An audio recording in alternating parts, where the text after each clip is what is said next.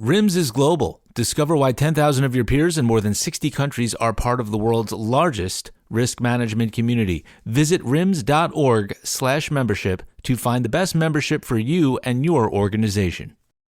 Public registration is open for RISKWorld 2026, which will be held May 3rd through the 6th in Philadelphia. Visit rims.org/RISKWorld to register. Coming to you from RIMS headquarters in New York, this is RIMScast, the official podcast of the Risk and Insurance Management Society. I am Justin Smulison, Business Content Manager here at RIMS and your proud RIMScast host. This is episode 387. Our guest is Nick Quigley, RIMS CRMP. He is the risk specialist for the Saskatchewan Association of Rehabilitation Centers, or SARC. We will discuss recycling, energy efficiency, how his military career led him to risk management, and mental health awareness. But first, let's talk about some virtual workshops. The next RIMS CRMP Fed Exam Prep Course will be held May 13th and 14th. The very popular CBCP and RIMS CRMP Exam Prep Bootcamp will be held May 18th through the 21st, and the next RIMS CRMP Exam Prep will be held June 9th and 10th. Links to registration are on this episode's notes. And we've got RIMS webinars coming up. On May 14th, our friends at Origami Risk will return with a new session, Future-Proofing Your Risk Program, Keeping Pace with Scale, Complexity, and Visibility. And on May 28th, Zurich returns with From Underwriting to Risk Management, What to Expect from the Growing Demand for Data Center Construction. Register for webinars at rims.org/webinars and through the links on this episode's show notes. Folks, RIMS is back on YouTube. Our handle is at RIMS Official Channel. We've got plenty of videos there, including RIMScast, RIMScast Canada video podcasts, and other informative and entertaining content from RIMS. Subscribe to the channel today. We've got some more plugs coming up later. Let's get on with the show. Our guest today is Nick Quigley. He is the risk specialist for the Saskatchewan Association of Rehabilitation Centers, or SARC. He is an educator and a retired veteran. And he is one of the prominent members of our Saskatchewan RIMS Chapter, or SKRIMS. And there's so much to discuss with Nick. I met him last year at a SKRIMS event. He will discuss the work that he does for SARC, which handles recycling and energy efficiency, his involvement with SKRIMS, his many certifications, including the RIMS CRMP, what it's like to be an educator, and ahead of Mental Health Awareness Month in May, and Mental Health Week in Canada, May 4th through the 10th. Nick is going to let us in on how PTSD from his military career has impacted his life and his career as a risk professional, how he handles these challenges, the support system that he has, and some words of comfort and perhaps wisdom for those other folks who might be experiencing similar issues. So much to discuss. Let's get to it. Nick Quigley, welcome to RIMScast. We met at a vodka distillery, and there you go. You remember that? I do. Yeah. For those who might be seeing this, Nick is wearing a shirt that reads, "Risk Manager, I solve problems you don't know you have." You feel that way about risk management? All the time. So you're quite literally wearing it on your sleeve and your chest, right? I do. I actually wear that shirt to specific meetings. I've worn it to board meetings. I've worn it to senior management meetings, to presentations. I wore it to my class when I was teaching. Yeah. And if it's funny, if you look really, really close in the wing, I believe that's the reflection of our friend Catherine DeWall in the wing right there. And that's for the Angels share. That's why you're in the halo there. And you were great. You led a presentation last year at that meeting. That was a quarterly meeting, as I recall. And you were fantastic. And I said, this guy's got to come on RIMScast. And we found the right time. And here you are. And anybody out there and folks in the RIMS sphere may recognize you from your recent RIMS CRMP story. So we've got so much to discuss. If you don't mind, though, because you've got such a fascinating career, I know this is going to be the toughest question of all. Give us the abridged version of your career and how it ties into or brings you to risk management. So I wasn't even at a high school, and I actually joined the military, funnily enough, not knowing I was joining the military. How'd that happen? So in our high school, we had a board for summer jobs, and it said, hey, do you want to make $6,000 a year? Do you like being outdoors?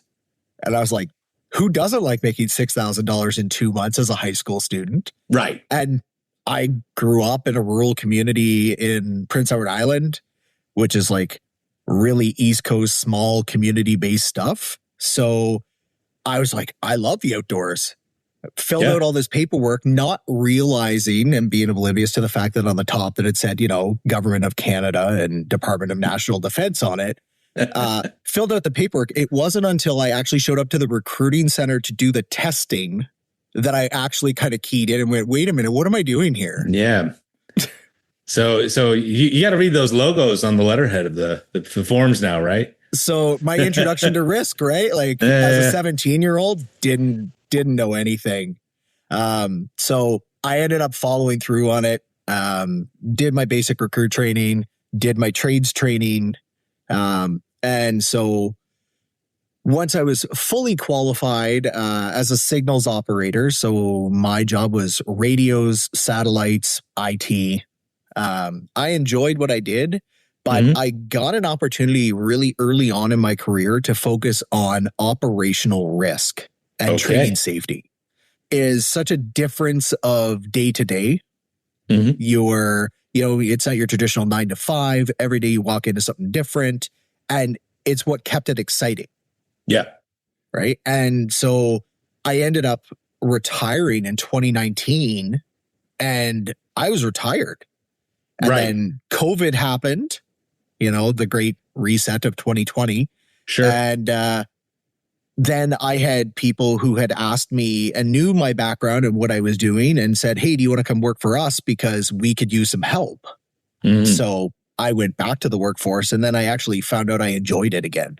Right. Okay. And I found a second life in it. So now I'm working full time again in risk management. Wow. That's great. That's fantastic. And so the core of your background is in operations and communication. Yeah. And that, go ahead. Yeah. And in crisis management, emergency management, I have a degree in emergency management. Wow. Okay. So people come to you when they need training for hurricanes, earthquakes, floods, stuff like that? Not so much the hurricane stuff in Saskatchewan. We're landlocked. Right. Yes.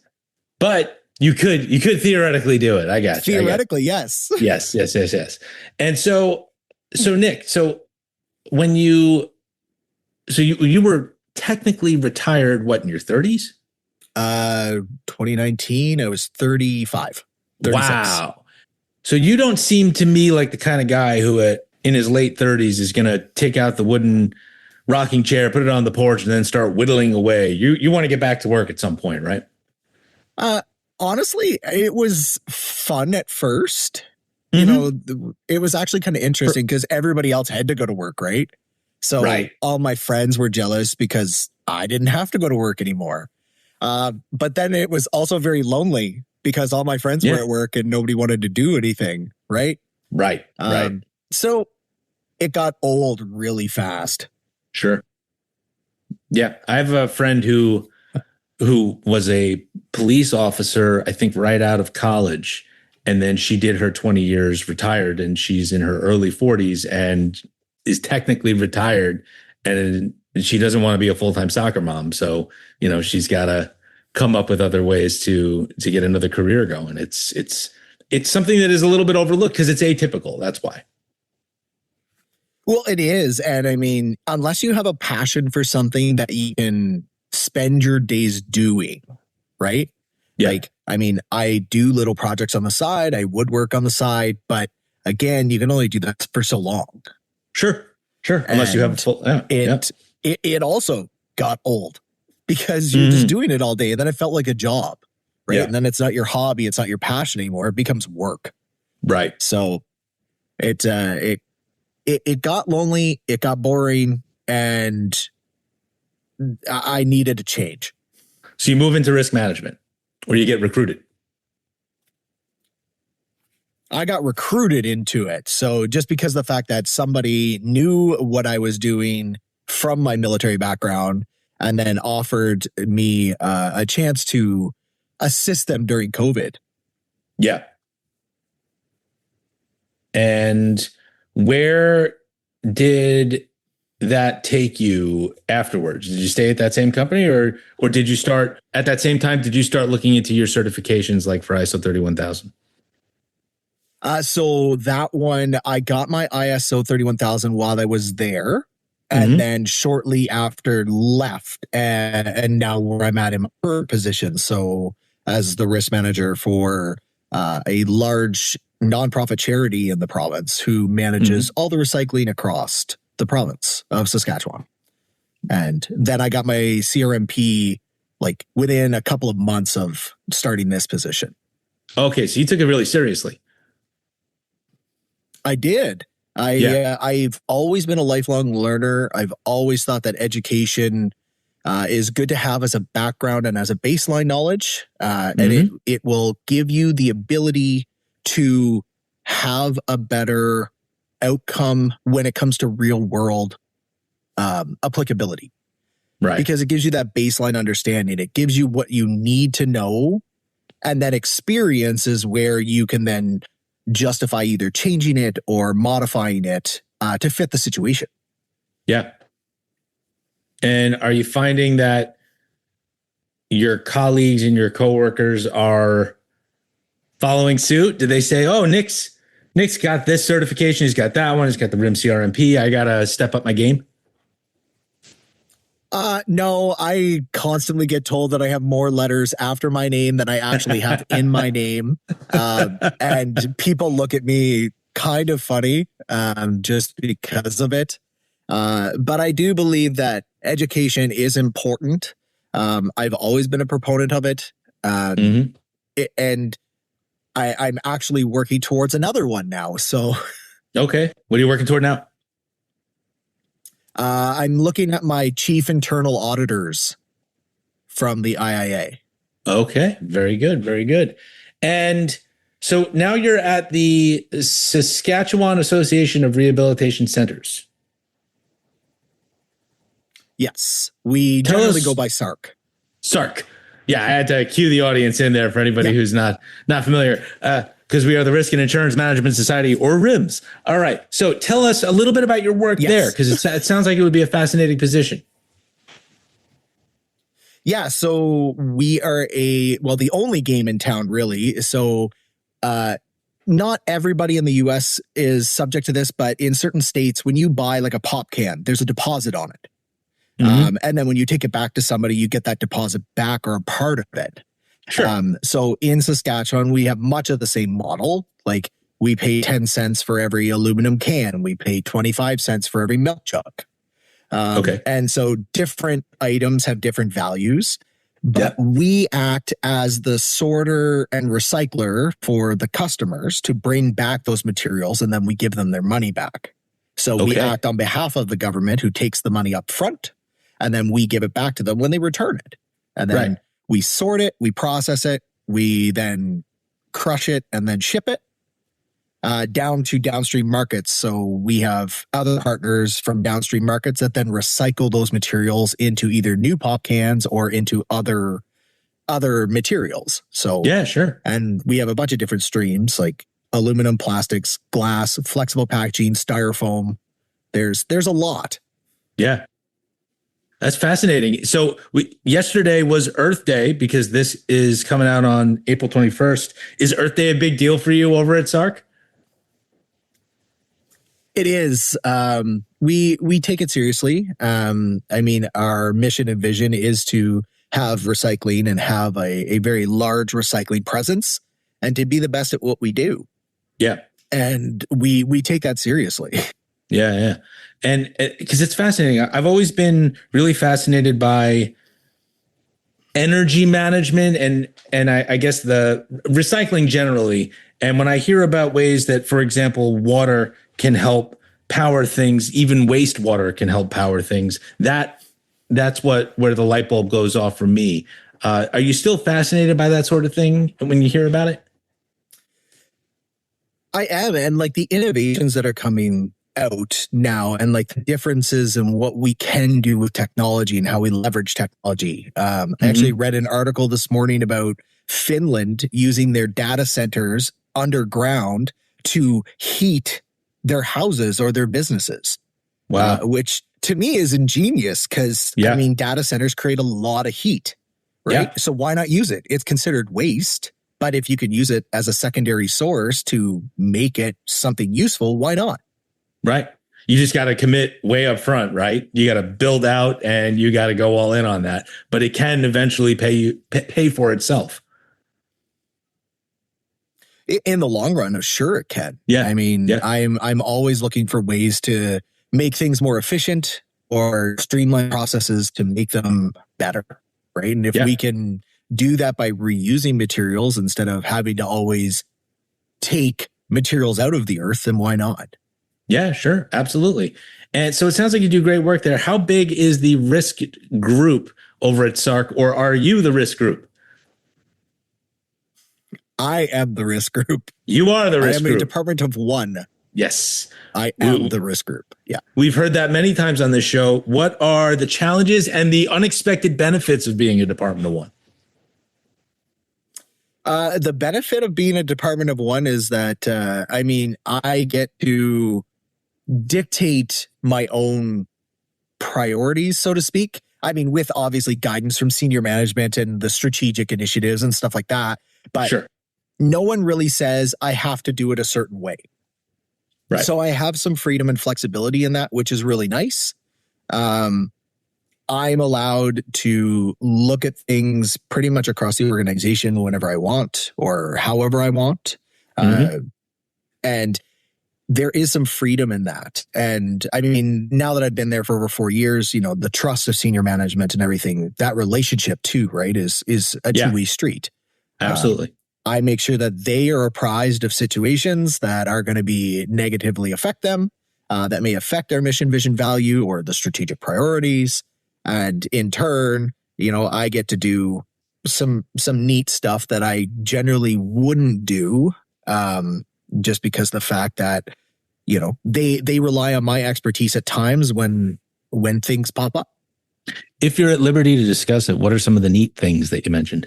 One of the most interesting things that I got to do when I started was that I got to actually follow the recyclable material from start to finish. Okay. So I got to see from like when you buy it from the store and then you consume it and you take it back. Now you're the customer, right? But I actually got to run through and go build that process out as to like, where does it go? How, like, what does it go through our processes? And then where does it go downstream, right? And I got to spend a lot of time building out those like processes to figure out how to make them efficient and where to go with that. And working obviously not just myself, but with like operations and, you know, processing and stuff like that to see how they're doing it. And then, you know, look at it from the perspective of risk. Like, where can we reduce risk? Where are there redundancies that we don't need? Or where are there bottlenecks that we can remove, right, as part of that process? That's excellent. Oh man, that's wild. So when you do that now, were you building that out from scratch, or was it something that you inherited that you needed to just retool a little bit? So obviously, like SARC and SARC-CAN, which is the recycling system, they've been around since 1989. So they had processes. They're a fairly mature organization. And a large organization with about 1,000 employees. So across our province, we have 76 locations across the province, servicing 1 million or 1.1 million people. So the processes were there, but it was more a validation of, are they efficient? Can we do better? What can we change? Right? How does the customer experience get better? Because we want people to bring back the recyclables. If it's a barrier to them, they're not going to bring them back. Right. And then it's wasted material. Sure. And we don't want that. No, of course not. And how does Canada rank worldwide as far as its recycling efforts? Or how does Saskatchewan rank? We definitely have a collection rate that's higher than other provinces. Some provinces don't have a system. Okay. Other ones rely on what would be referred to as like a blue bin or a curbside recycling system. Yeah, that's what we have here in New York. Yeah. So it's like, it's different by the province. Okay. So some are doing really, really good things and other ones just haven't started or don't. Right. Is there a lot of knowledge sharing between the provinces, especially for the ones who might not have as sophisticated or efficient a system as yours? We do. We share quite often. We actually have a collective. Our senior management confers with them all the time.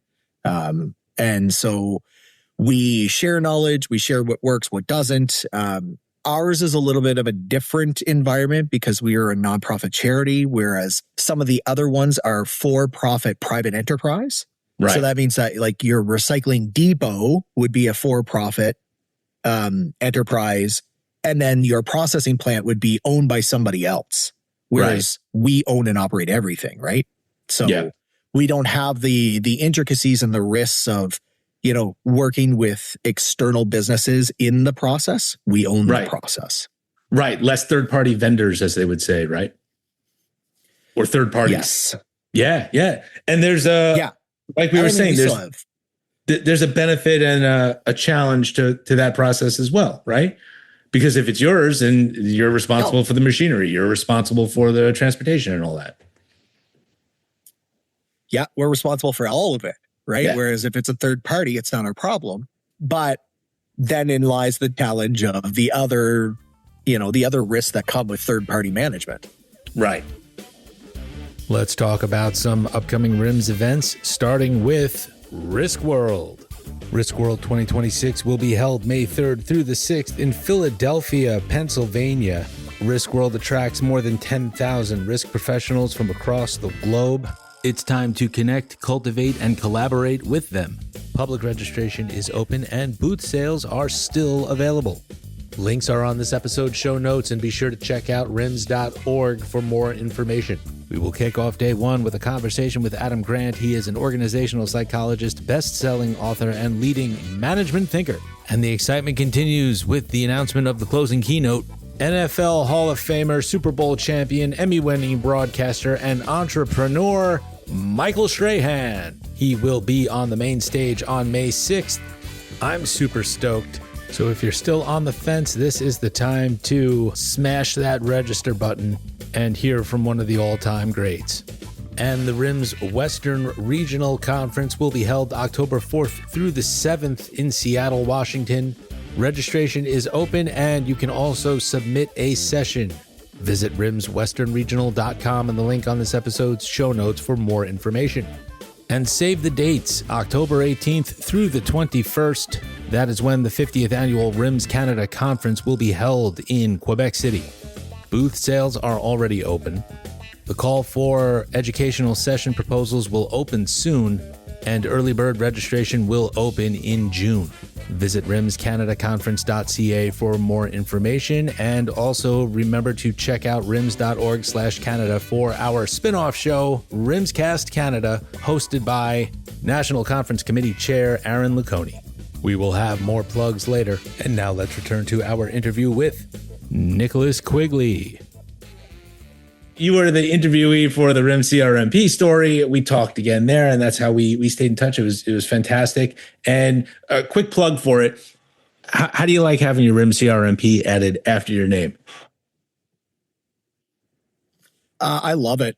Yeah. I mean, it's something that there's not a lot of, like, as I said in the story, there's not a lot of people in Canada. There's even less in Saskatchewan that carry it. It's almost something that when people see it, they don't even know what it is at this point. Right. So good. Conversation starter, right? I focus on it is. And I focus on it because on the Saskatchewan RIMS Chapter board where I sit, I act also as an advocacy officer. So my role is to promote that the understanding and the education to the designation and say, you know, while we have a CRM, the Canadian Risk Management designation in Canada, the RIMS CRMP is also available and should be, you know, if you're seeing candidates come through your door when you're trying to hire for these positions with that and not a CRM, don't discount them because they're just as important. Yeah. Right. It's just a different designation. Yeah. So, and we appreciate that. It's fun to have, really. Yeah. That's excellent. Well, thank you for advocating for the RIMS CRMP, and we're very proud to count you among the ranks. Last we spoke, we said that there were 13 certification holders in the entire Saskatchewan province and 172 in Canada. Hopefully we can get those numbers to rise. So we appreciate all you're doing for us there. And one of the things that was really fascinating about your RIMS CRMP story was that you did talk about your military experience and some of the mental health challenges that you experienced based on your military career. And I wanted to delve into that a little bit because, number one, I think it's important. And number two, because we've got Mental Health Week coming up May 4th through the 10th. And it's Mental Health Awareness Month in the US, and I believe in Canada as well. So I was curious as to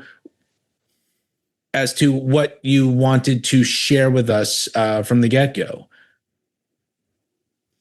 Well, I mean, not unlike my job or my role with the RIMS board in Saskatchewan as the advocacy officer, but I've also been quite a proponent and advocate of reducing stigma around mental health.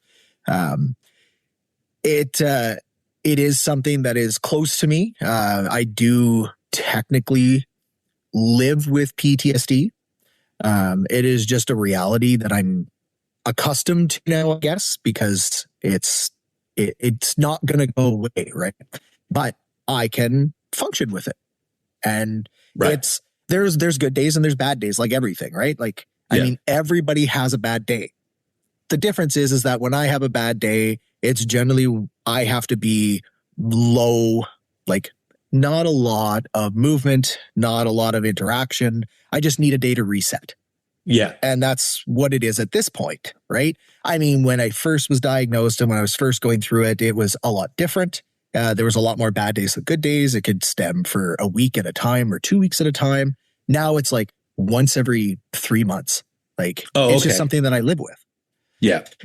So it doesn't prevent me from doing anything. You know, if I have one of those days, one, I inform my boss that it's coming because I know the triggers and I can sense when it's coming.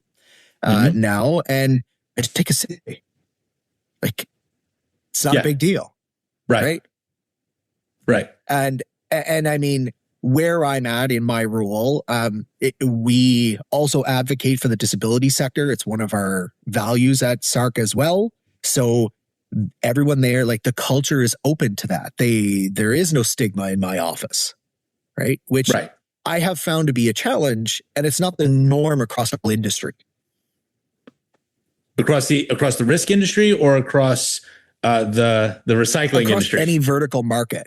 Yeah. Well, all markets, like in the corporate culture, like I have found, and it's one of the reasons why I retired in 2019. I was medically retired because of my diagnosis. And I can be honest, if I wouldn't have been diagnosed, I'd probably still be in the Army.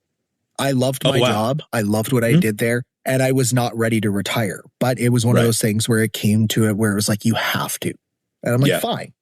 Right.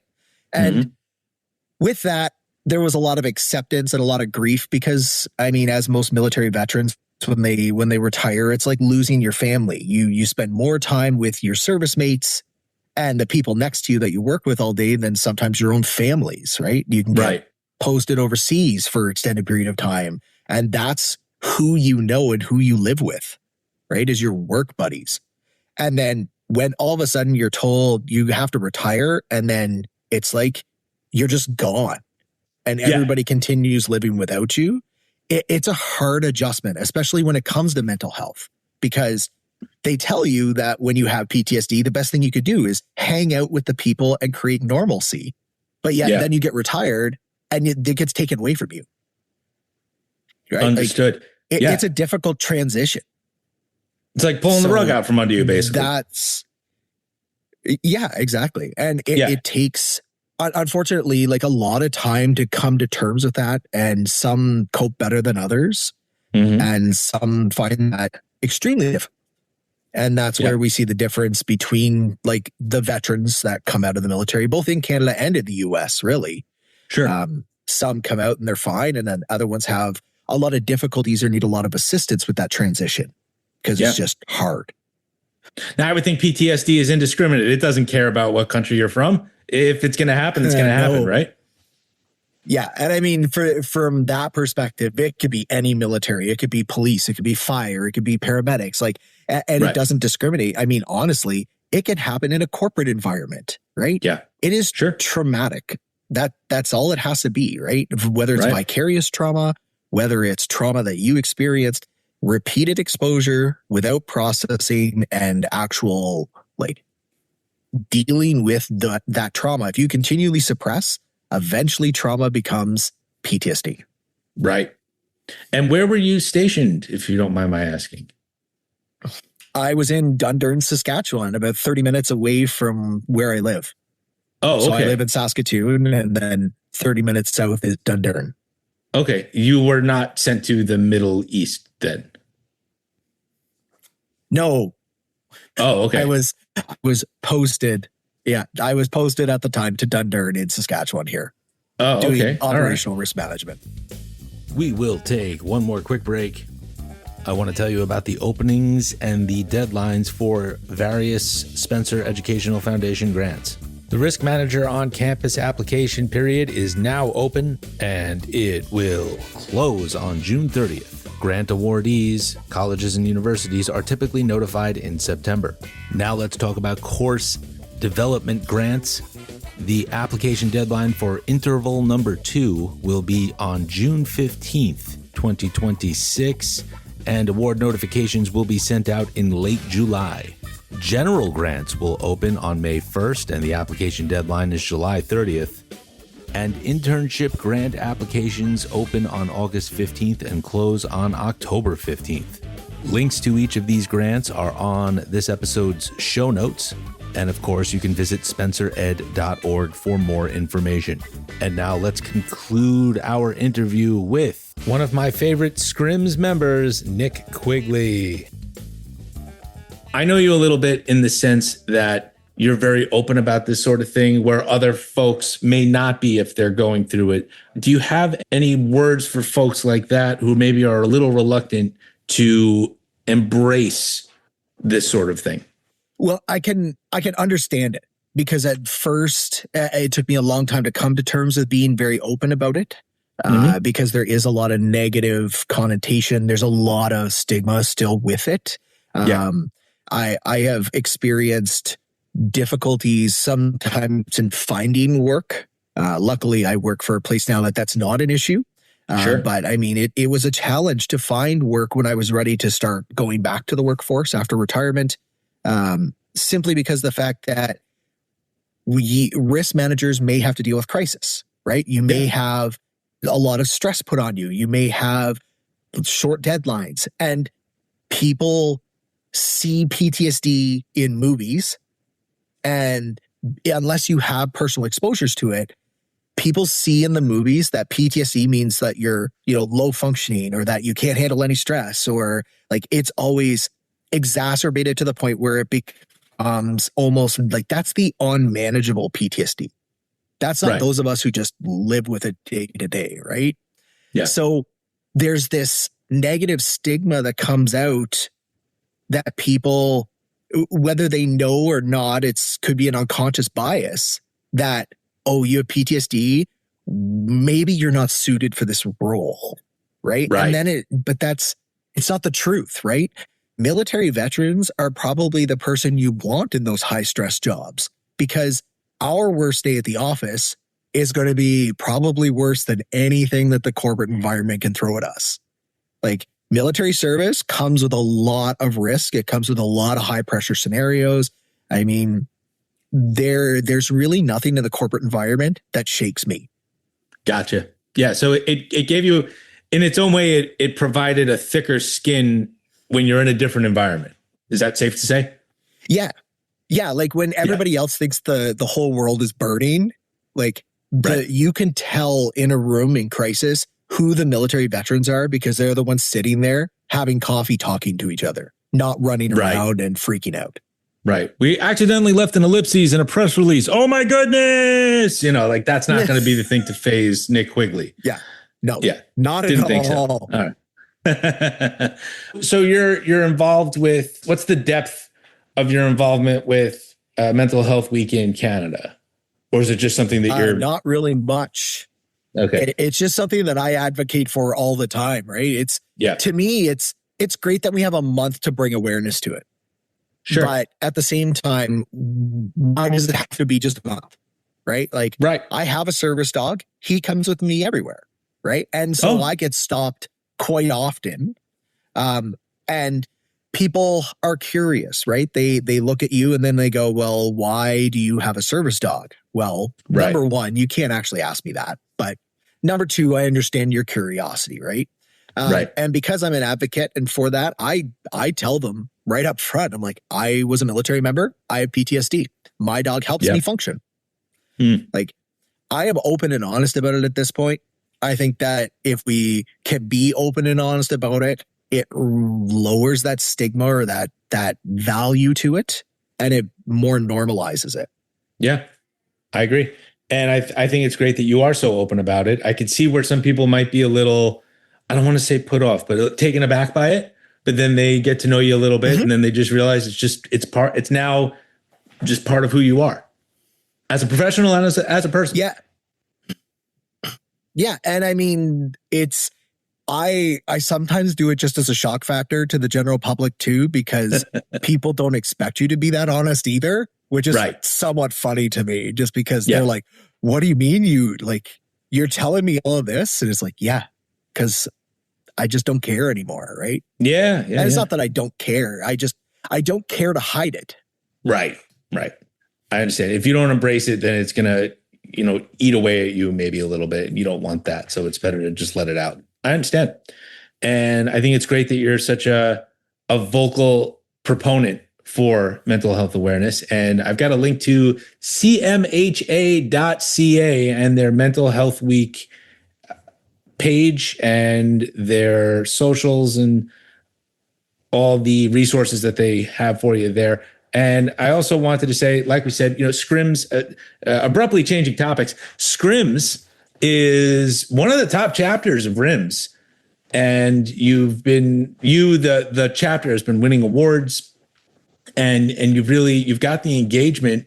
And I do a quick plug. SKRIMS' annual golf day will be on Wednesday, August 19th at the beautiful Harbor Golf Club in Elbow, Saskatchewan. You can check out the SKRIMS page for more information. How do you like being at SKRIMS? It is awesome. Yeah. I have sat on many, many boards like this. It is always difficult to find a group of volunteers so passionate and so willing to do anything and everything to give back to the membership. Yeah. And the group that we have right now is it's not a question of should we give back? It's a question of how do we give back more? Right. So even now, last fall, we did a volunteer day at the Habitat for Humanity. Oh. And on April 24th, we're doing the food bank. Okay. That's in just a few days from now. So yeah. Yeah. So we're going to be at both of the main cities like Saskatoon and Regina. And we're going to have contingents at both at the same time. Working with the food bank and volunteering and giving back to our communities, just as a way to say thank you. Yeah. And is SARC the sort of employer that encourages your involvement with SKRIMS? They are supportive of it. I mean, there are certain things and deadlines, right, that obviously if they don't coincide, sometimes it causes, discussions, right? Yeah. And I mean, they help where they can, and then where they can't, we find ways around it. Yeah. But again, that's one of the benefits of having such an active board. Yeah. Because if I come into trouble where I'm like, I can't do this, I don't have capacity, and work is, it is so overwhelming right now, another person on the board steps up and assists. Excellent. Yeah. Because you've got great people there. You've got your president is Catherine DeWall, and I think the world of her. I know you got Chelsea Wilson, Chelsea Andrusiak. You got that nice gentleman. I think his name was Precious. Yeah, he's one of our members. And you've got Devin Baker from Suncorp, who I've known for a long time, and you just got a really great group of folks over there who are making a difference. I don't know if you hear it enough, but I'm telling you, I see it from a little bit afar, of course, because I'm on the other side of North America. But you all are doing great, and I'm very appreciative of all the fantastic work that you do, and I hope that the chapter continues to see a lot of success. We hope so too.